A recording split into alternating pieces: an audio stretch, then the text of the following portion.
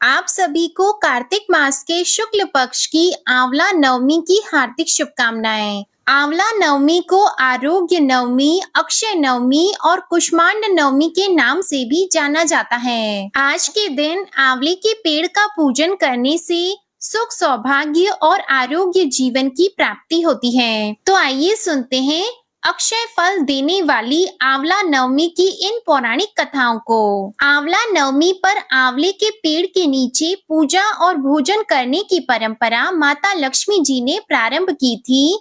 कथा के अनुसार एक बार माँ लक्ष्मी जी धरती पर घूमने के लिए आई।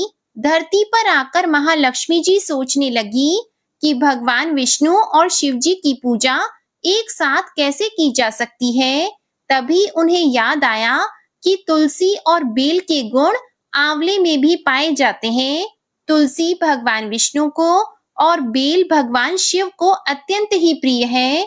इसके बाद तो महालक्ष्मी जी ने आंवले के पेड़ की पूजा करने का निश्चय किया। महालक्ष्मी जी की भक्ति और पूजा से प्रसन्न होकर भगवान श्री हरि विष्णु और शिव जी साक्षात प्रकट हुए। महालक्ष्मी जी ने आंवले के पेड़ के नीचे भोजन तैयार करके भगवान विष्णु और शिव जी को भोजन कराया। इसके बाद उन्होंने स्वयं भी वहीं बैठकर भोजन ग्रहण किया। मान्यताओं के अनुसार आंवला नवमी के दिन अगर कोई महिला आंवले के पेड़ की पूजा करके उसके नीचे बैठकर भोजन बनाती है और उसे ग्रहण करती है, तो भगवान श्री हरि विष्णु और भगवान भोलेनाथ उन सभी मनोकामनाओं को पूर्ण करते हैं। इस दिन महिलाएं अपनी संतान की दीर्घ आयु और अच्छे स्वास्थ्य को लेकर व्रत रखती हैं। निसंतान महिलाएं यदि संतान प्राप्त करने की कामना करके व्रत को रखती हैं, तो आंवले के पेड़ का पूजन करती हैं, जिससे उन्हें संतान सुख की प्राप्ति होती है। इस तरह महालक्ष्मी जी ने कार्तिक शुक्ल पक्ष की नवमी तिथि को आंवला पूजन की परंपरा आरंभ की। दूसरी कथा के अनुसार एक राज्य में आंवल नाम का एक राजा था। राजा ने यह निश्चय कर रखा था कि वह अपनी प्रजा में रोजाना 1.25 मन आंवलों का दान किया करेगा। उसके बाद ही भोजन ग्रहण करेगा। राजा अपनी प्रतिज्ञा के अनुसार ऐसा ही करता था, लेकिन उसके बेटे और बहू को यह बात पसंद नहीं थी। इसलिए एक दिन उसके बेटे बहू ने सोचा कि राजा इतने सारे आंवले रोजाना दान करते हैं, इस प्रकार तो एक दिन सारा खजाना खाली हो जाएगा। एक दिन राजकुमार ने राजा से कहा कि उसे इस तरह का दान देना बंद कर देना चाहिए। राजकुमार की बात सुनकर राजा को बहुत दुख हुआ और राजा ने रानी के साथ महल का त्याग कर दिया। फिर क्या था, राजा आंवला दान नहीं कर पाए और अपनी प्रतिज्ञा के अनुसार उन्होंने कुछ खाया भी नहीं। जब भूखे प्यासे 7 दिन हो गए, तब भगवान को उनके ऊपर दया आ गई। इसलिए भगवान ने राजा के लिए जंगल में ही महल, राज और बाग बगीचे सब बनवा दिए और ढेरों आंवले के पेड़ लगा दिए। जब अगली सुबह राजा रानी ने यह देखा कि जंगल में उनके राज्य से भी 2 गुना राज्य बसा हुआ है, तब राजा रानी से कहने लगे, रानी देखो, कहते हैं ना कि कभी भी सत्य का साथ नहीं छोड़ना चाहिए। आओ नहा धोकर आंवला दान करें और भोजन करें। राजा रानी ने आंवले दान करके भोजन ग्रहण किया और खुशी खुशी अपने नए महल में रहने लगे। उधर आंवला देवता का अपमान करने और माता पिता से बुरा व्यवहार करने के कारण राजकुमार के तो बुरे दिन आ गए। उसका राज्य शत्रुओं ने छीन लिया और वह दाने दाने को मोहताज हो गया। काम ढूंढते हुए एक दिन वह अपने पिताजी के ही राज्य में आ पहुंचा। उस समय उसकी हालत इतनी बिगड़ी हुई थी कि पिता ने उन्हें बिना पहचाने हुए अपने यहाँ काम पर रख लिया। बेटे बहू सोच भी नहीं सकते थे कि उनके माता पिता इतने बड़े राज्य के मालिक भी हो सकते हैं। सो उन्होंने भी अपने माता पिता को नहीं पहचाना। एक दिन बहू ने सास के बाल गूंथते समय उसकी पीठ पर एक मस्सा देखा। यह सोचकर उसे रोना आने लगा कि ऐसा मस्सा तो मेरी सास के भी था।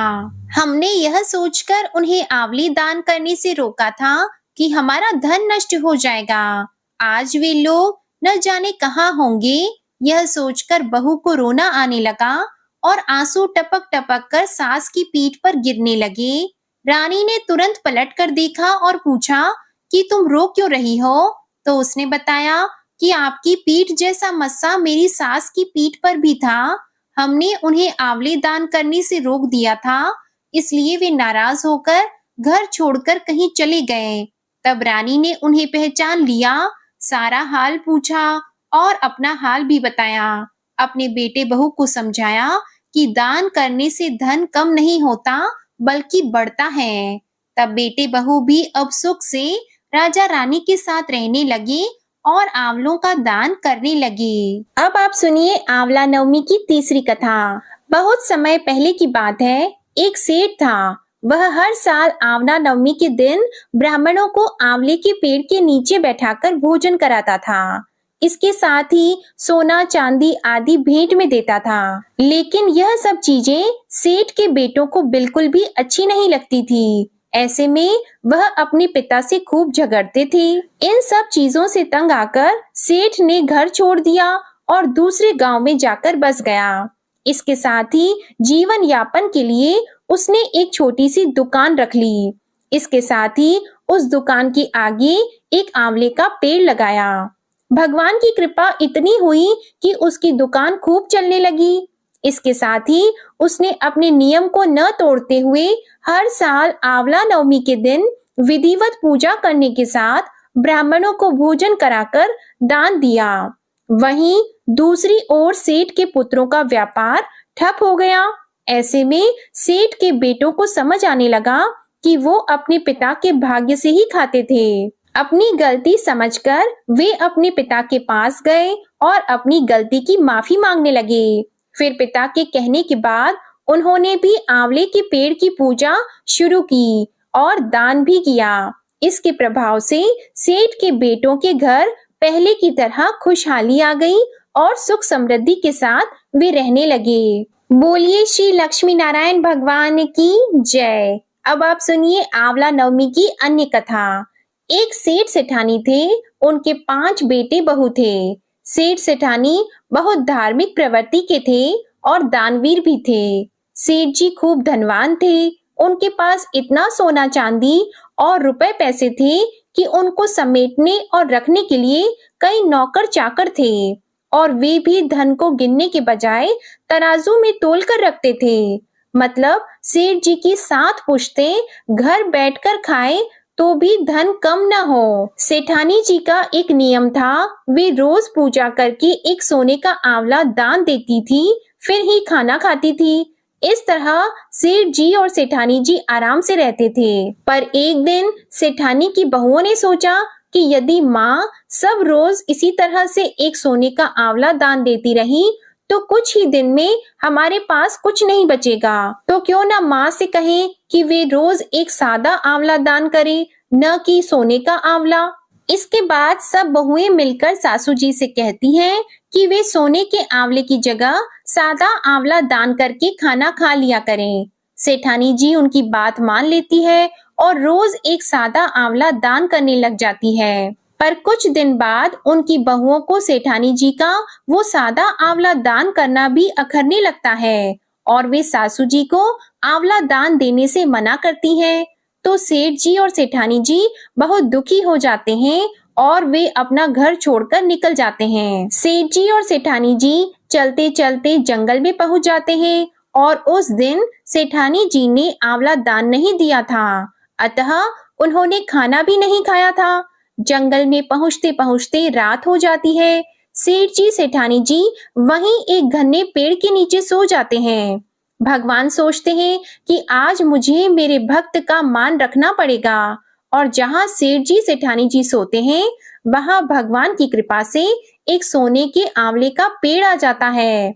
सुबह वहां कई सोने के आंवले जमीन पर पड़े थे। सेठानी जी ने उन आंवलों में से एक आंवला दान कर दिया। फिर सेठ जी और अपने लिए खाना बनाकर खाना खाया और वे दोनों वहीं अपने लिए घर बनाकर रहने लगे। धीरे धीरे सेठ जी का व्यापार बढ़ने लगता है और वापस उनके पास खूब धन हो जाता है और सेठानी जी फिर से रोज एक सोने का आंवला दान देने लग जाती हैं।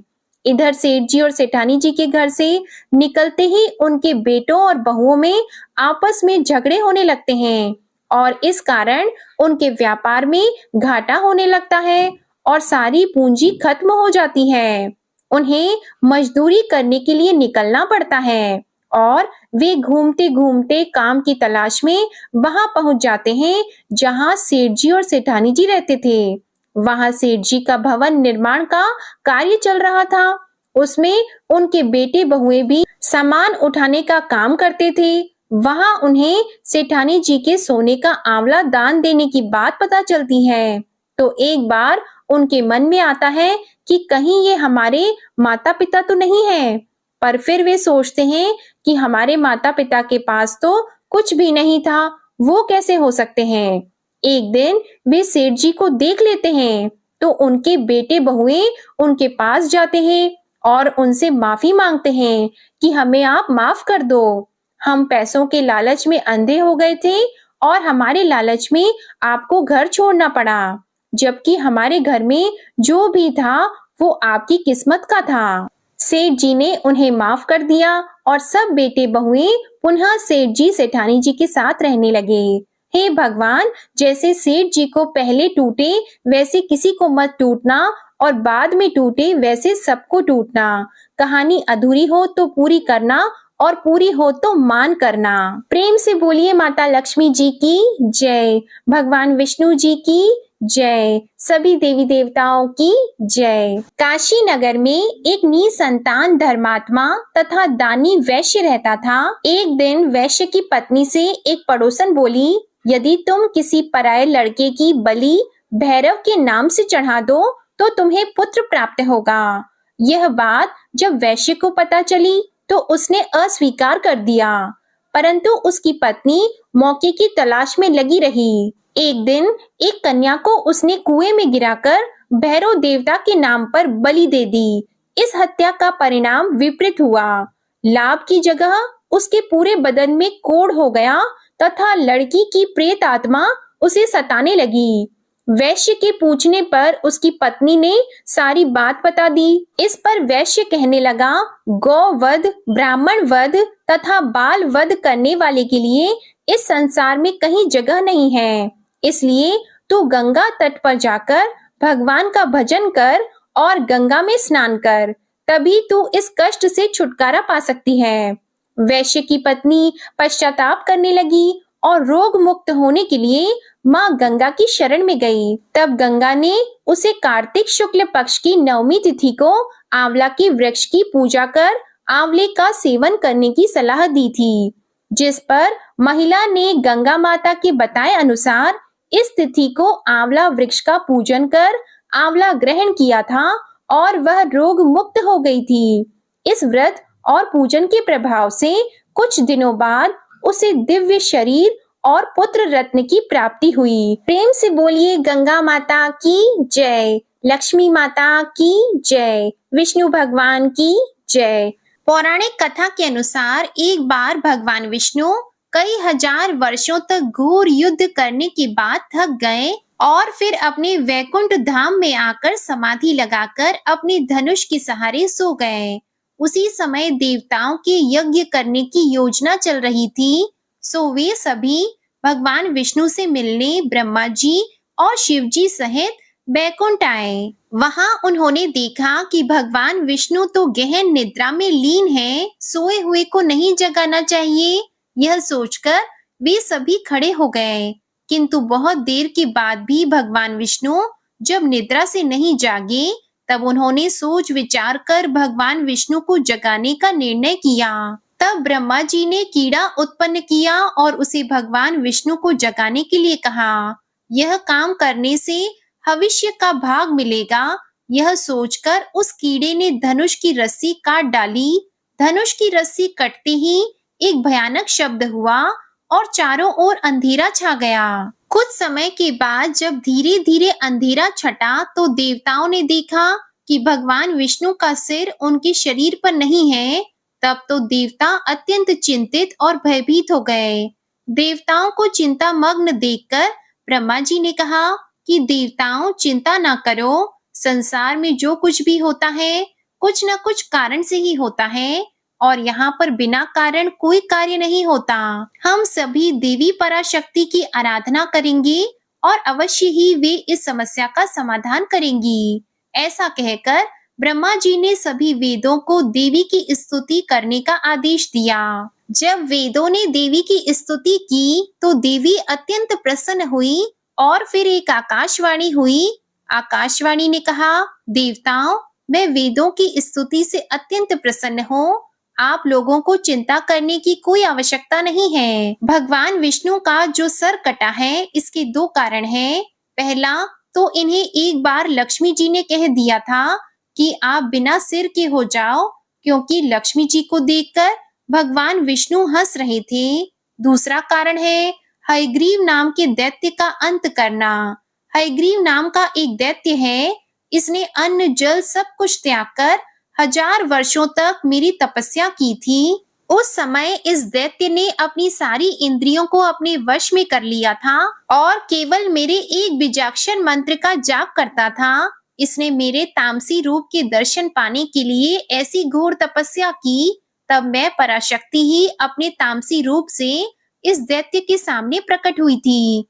देवी को अपने सामने प्रकट हुआ देखकर यह दैत्य अत्यंत प्रसन्न हुआ और उठकर खड़ा हो गया। वह मेरे उस रूप की परिक्रमा करने लगा और मेरी स्तुति की। तब मैंने उससे मनोवांछित वर मांगने के लिए कहा और उसने कहा, देवी, मैं अमर होना चाहता हूँ। उसकी बातें सुनकर मेरी उस तामसी शक्ति ने कहा कि दैत्यराज, संसार में सभी की मृत्यु होनी है और यही संसार का नियम है। मैं इस नियम को भंग नहीं कर सकती, इसलिए तुम सोच समझकर कोई और वरदान मांगो। और फिर उसके बाद उस दैत्य ने मुझसे वर मांगा कि मेरी मृत्यु केवल भगवान हयग्रीव के द्वारा ही हो। तब मैंने ही उसे ऐसी मनोवांछित मृत्यु प्राप्त करने का वरदान दे दिया था। उसी समय वह दैत्य अपने बल के घमंड में आकर ब्राह्मणों, देवताओं और साधु जनों को पीड़ित कर रहा था और सभी को इस दैत्य के आतंक से मुक्त कराने के लिए भगवान विष्णु का हयशीर होना आवश्यक है। इसलिए आज इनका सिर कट गया है। ब्रह्मा जी, आप एक घोड़े का सिर काटकर श्री विष्णु जी के शरीर पर लगा दीजिए। इससे उनका हयग्रीव अवतार होगा और वे उस हयग्रीव दैत्य का अंत कर देंगे। ऐसा कहकर देवी अंतर्ध्यान हो गई।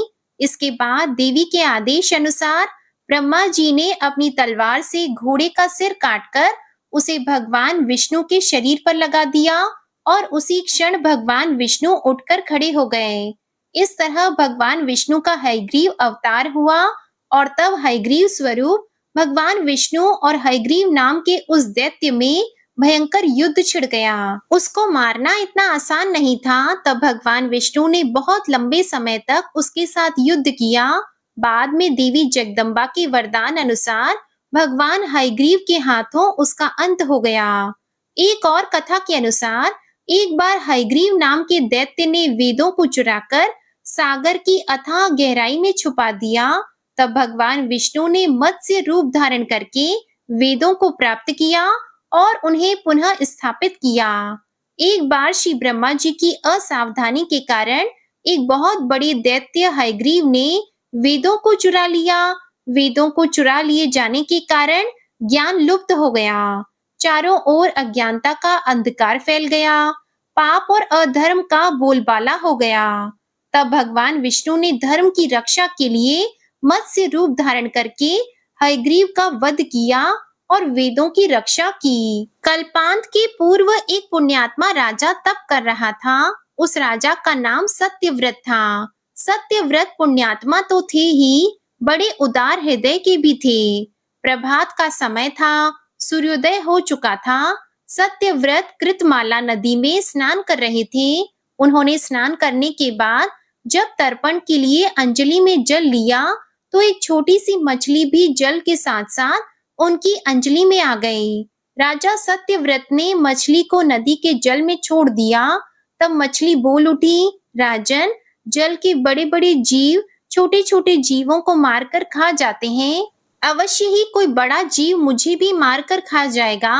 आप कृपा करके मेरे प्राणों की रक्षा कीजिए।